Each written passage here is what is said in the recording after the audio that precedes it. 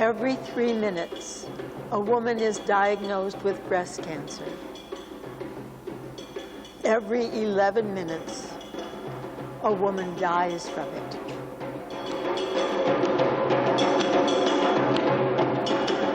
And welcome to our ritual of ancient healing from the clan of not so many breasted women. My understanding of a ritual is that it's, and this is a classical understanding, it's a catharsis. Now, a catharsis means that you let go of something. And in the letting go, you are changed in some way. Something happens, something shifts. It is, in other words, a passage. It's a journey. A ritual itself is a passage or a journey in which you begin in one place and you come out on another. So the passage of the ritual, I've broken down. First of all, to go into a ritual, you need to be prepared. There are many ways in which we are preparing ourselves.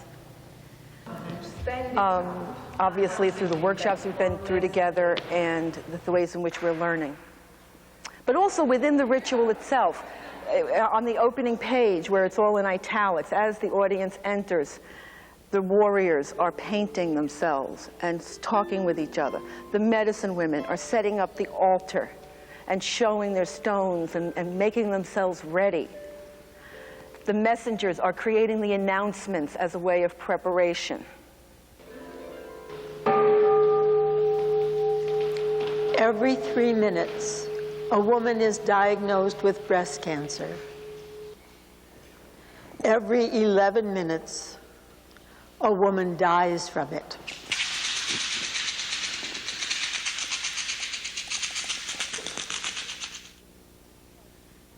That even within the ritual itself, we're having that time of preparation. Sounds are being made, rattles are being tried out, the harp is being stroked. We are preparing ourselves for the ritual.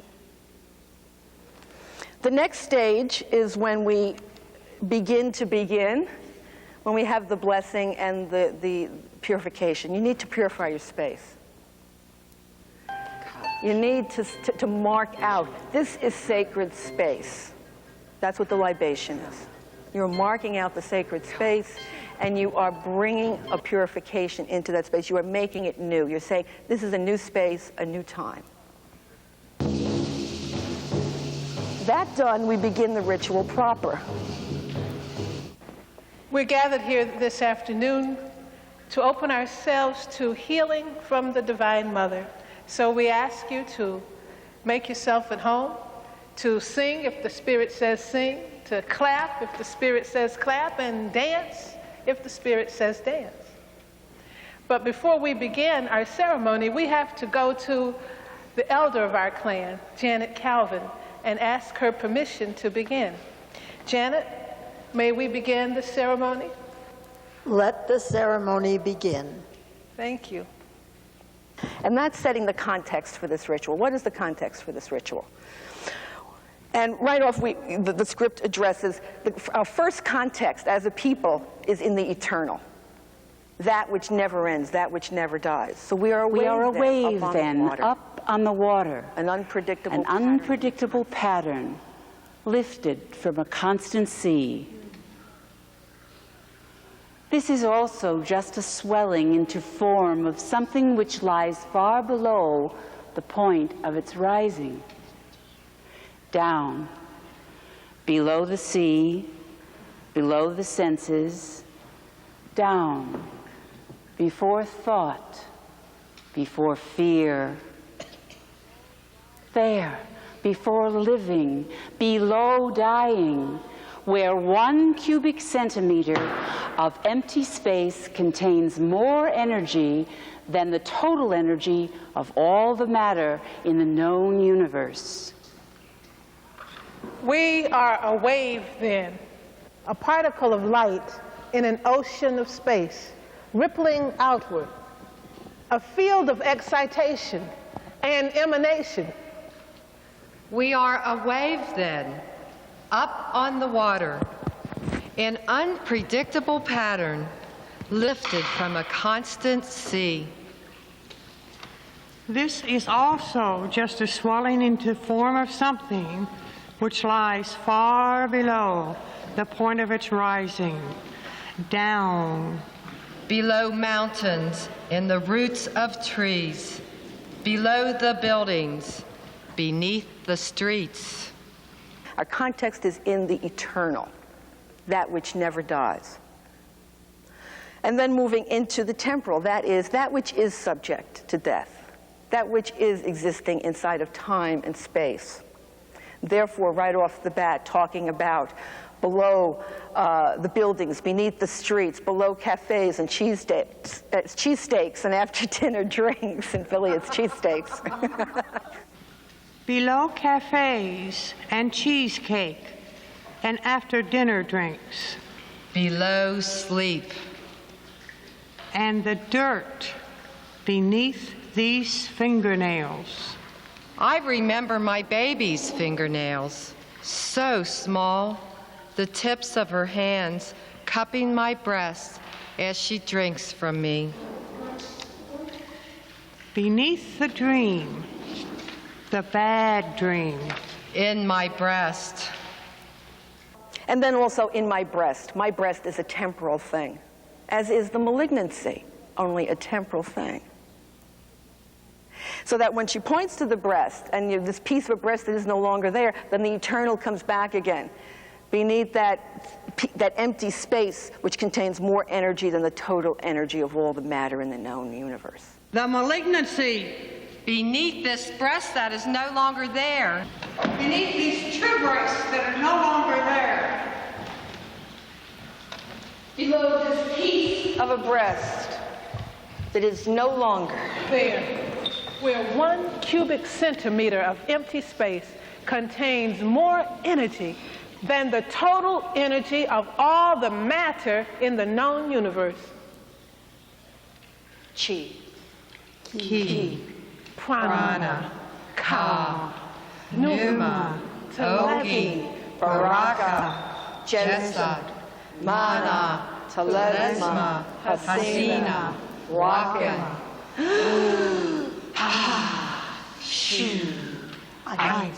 You have to remember that if we're about to make a passage, which it is, of death and rebirth, we have to feel secure enough that we feel we are safe to ultimately go into the underground. So we want to know, what is our context and what are we rooted in that keeps us safe when we go under?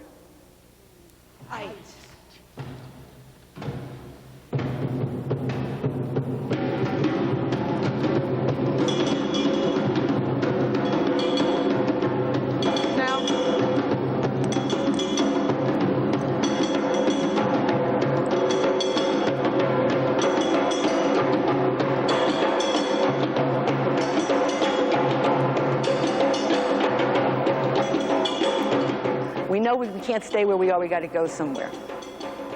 What are we rooted in as we make this journey? And it's at that point that we bring out our great mother.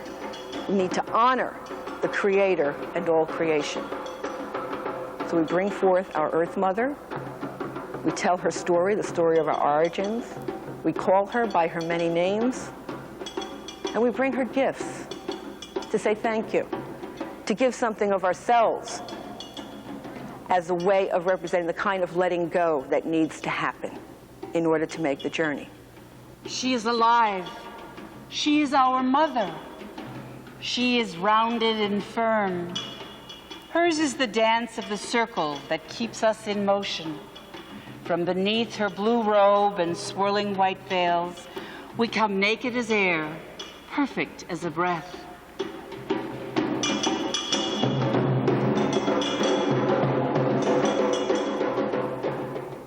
Long ago, our mother was alone.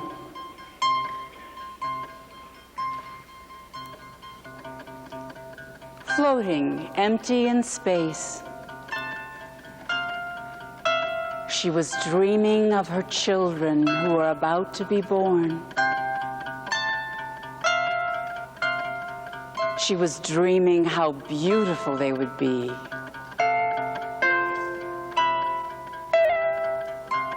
She was dreaming how her heart would burst open and love would come forth in them.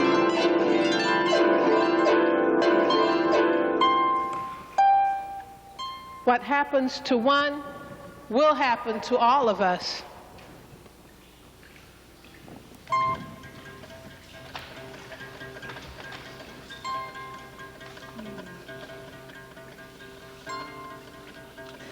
So the temporal, the eternal, the hero is introduced. The hero, I'm not using the diminutive heroine, I'm saying the hero, who in our cases are the warriors and the messengers who go with them. And the hero is introduced early on in the beginning. We see them dancing, they're speaking, they're telling their story. And they're presenting the problem. In order to go anywhere, you got to have a problem. You need attention. You need something that pushes you from here to there, that makes you say, I can't stay here anymore. I have to go down. You have a problem. The problem of the environment, of the dying, is also presented early on. She is alive, and her heart is breaking. Trees cry. 1 out of 8 women living in North America will develop breast cancer during her lifetime. 70% of these cancers will occur in women who have no identifiable risk factors. A small percentage of breast cancers will occur also in men. North melting. Approximately 2.6 million women in the United States are presently living with breast cancer, 1.6 million who have been diagnosed, and 1 million who do not know that they have the disease. Dead fish floating. 1/3 of women who are diagnosed will die of the disease. This death rate has not changed since 1930, nor have the basic methods of treatment, surgery, chemotherapy, radiation. If you are poor, you will be diagnosed later, receive less treatment, and die sooner. Hole in sky. Since 1960, it has killed more than 950,000 American women. This is twice the number of all Americans who died in World Wars I and II, the Korean, Vietnam, and Persian Gulf Wars. 48% of these deaths have occurred in the last 10 years. Falling. In the last 10 years, while nearly 133,000 Americans have died of AIDS, more than 404,000 women died of breast cancer. Yellow sky. In 1980, more than 500,000 women worldwide died of breast cancer. By the year 2000, more than 1 million women worldwide will die from it every year. Ground shaking. If the disease continues at its present rate, 1 out of 4 of our daughters and their daughters are going to get it. Thunder making. Dark light. 1960, 1 in 20. 1970, 1 in 14. 1980, 1 in 11. Today, 1 in 8. We call upon the ancestors.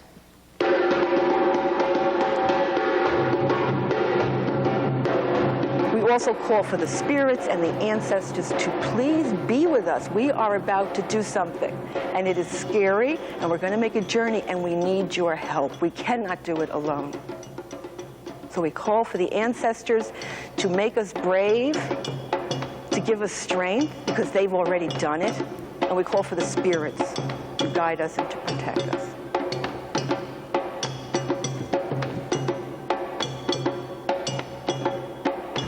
You warriors who have lived and gone before us, be with us now as we honor your memory, as we celebrate your name.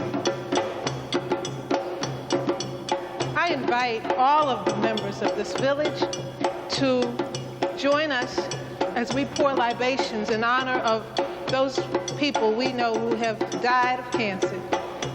So please call out the name of a loved one who has died from cancer. And as I pour the libation, we shall all say, Ashe. Sylvia Lyons Render. Ashe. Dolores. Ashe. Eileen. Ashe. Dorothy. Ashe. Ashe. Ashe. Mary Kay. Ashe. Ashe.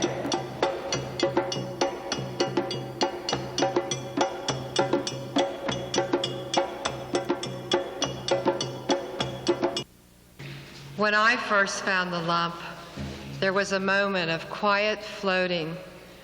Then I thought, it can't be. I tried to imagine it away.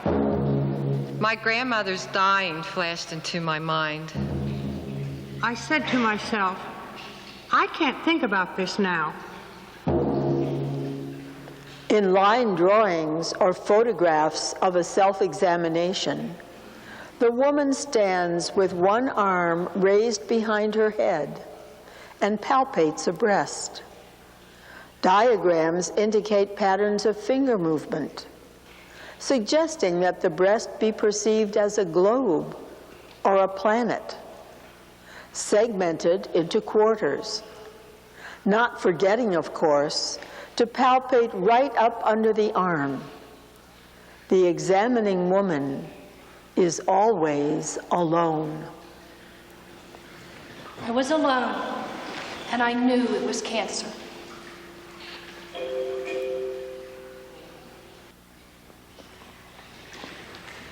I was alone, and I knew it was cancer.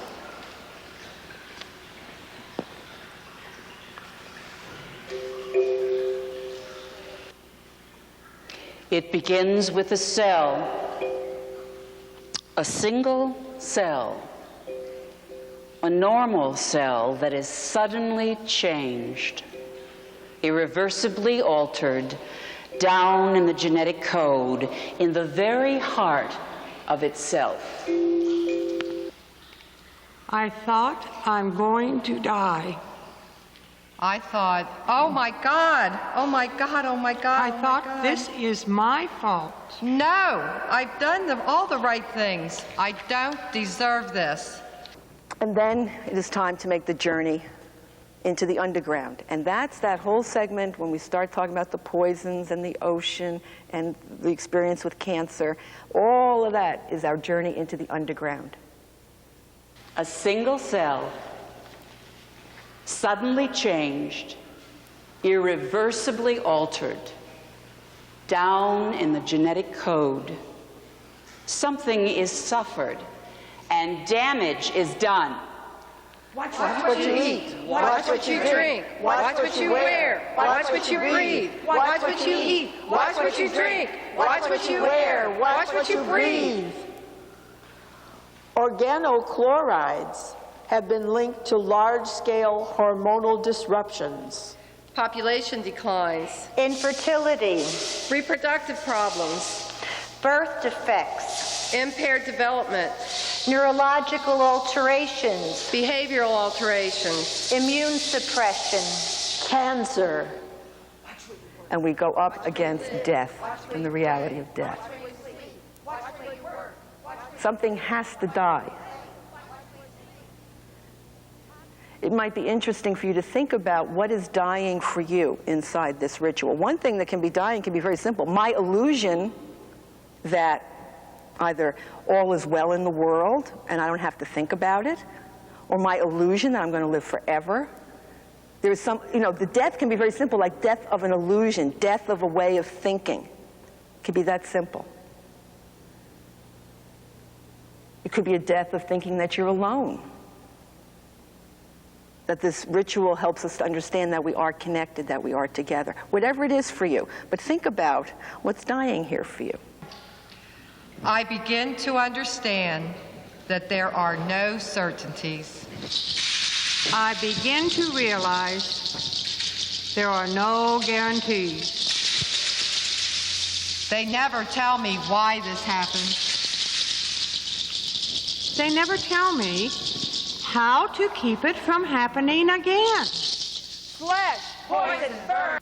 And then there's the rebirth. And when and inside the ritual, for me, I've identified the moment of rebirth when the warrior comes forward and says, so I said no. Mammography is not prevention. And detection is not a cure. A tumor grows, and the body knows it. So I said no! No, no, no, no, no. I said no. No to it all. No to the dying. No to the death. No to the being buried. No to the being lost. I said no. And this is what I am doing to be reborn. I am taking responsibility for my own health and healing. I am making my own choices. I am learning the difference between healing and a cure. And I am facing my own mortality. Death is not an accident. It is not a mistake, and it is not a failure. Death is our destiny. It is our home. It is the place we all are heading for. It's just a question of time before our arrival. A warrior knows she is going to die, but a warrior loves life, so she digs her feet deep into the earth until she becomes one with the life that she loves. She digs her feet deep into the earth that she loves and listens to the sound of her own heart beating. I said no to the illusion. I said no to what's happening out there. Cancer is a multi-billion-dollar industry of interlocking mutual interests connected in a global web of self-serving relationships. I pay $240 every time the doctor orders a bone scan, chest x-ray, mammogram. My oncologist bill so far is $1,035. They supply and promote through The healthcare industry, the pharmaceutical industry, public policy institutions, cancer research centers, genetic detection procedures, the American Cancer Society, the National Cancer Institute, National Breast Cancer Awareness Month, and talk shows, and radio spots, and home videos. and newspaper ads. So the rebirth occurs there, and then there's the return. We come back into this space. We come back into this time. And we begin the process of healing.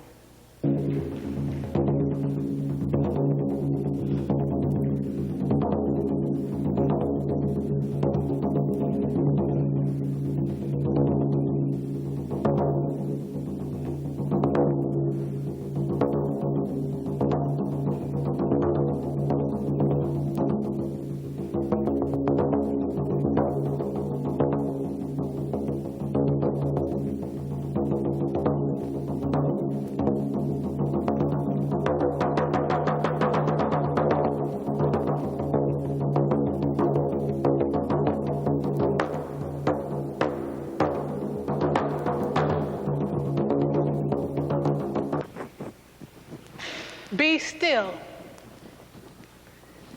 Be free. Breathe out what has been. Breathe in what may be.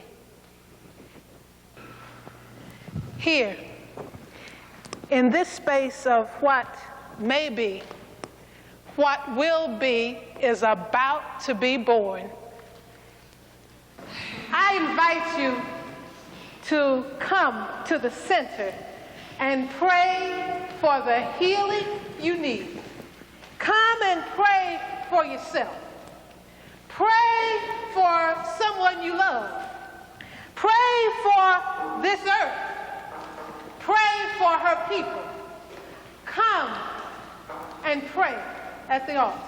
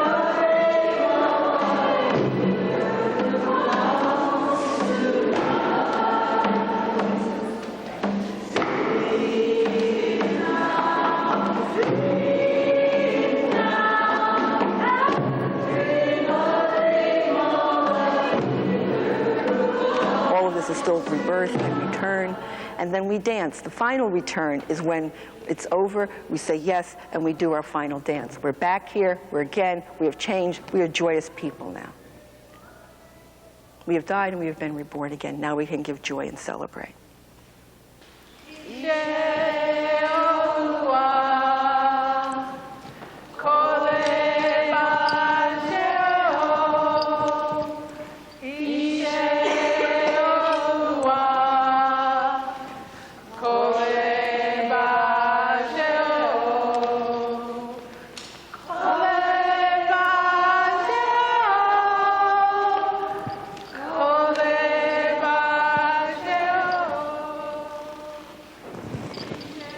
Please take the hand of the person beside you and join in this wave of light that we all are. Go home this evening. Go home to the heart you have come from. Go home. Go home to the heart you die into. It feels like love. This light, this love that we are. You've got to love what is lost. Can I get an amen here? You've got to love what is hurting. You've got to love what is failing. Because you are the light of the world. Raise your hands above your head and feel the healing power of the Divine Mother now surging through your hands. When you feel it, say thank you. Thank you. Thank you, brother, because when I went to the hospital, you stepped up in the operating room. Thank you, mother, because you got into the hands of the surgeons. Thank you, mother, because when I came out, there you were smiling at me saying, child, it's going to be all right. Yes. Thank you for when I went to take the chemotherapy. I felt sick, and mother, you held me, and you said, power, power, you've got power. Mother, I thank you for the power. Thank you for the love. Thank you for the healing. Your praises this evening are a wave of healing rising in us, through us, and out over the world right now.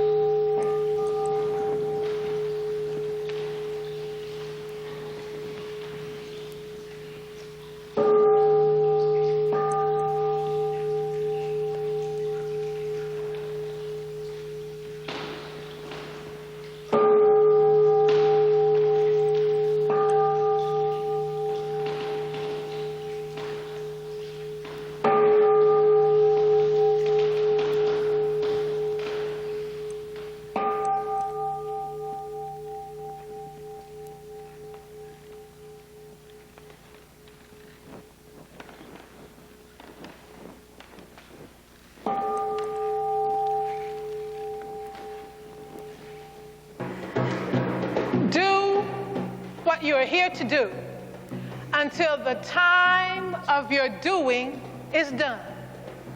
Try to be happy. Try to be brave. Say thank you to the universe.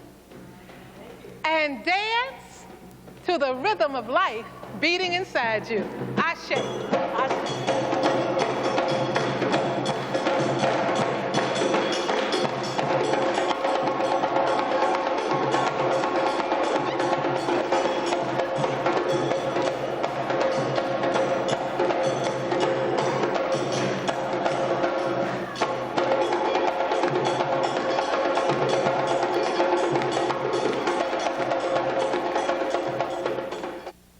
She touched me, and all the joy that filled my soul.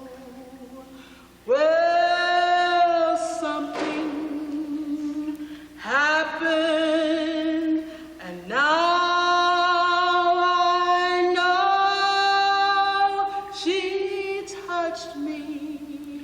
And she made me whole. Since I met the Blessed Mother, since she healed and made me whole, I'll no longer doubt her blessings.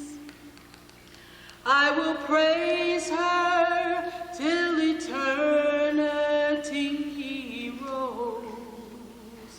Oh, she touched me, and I'm so glad she touched me. And all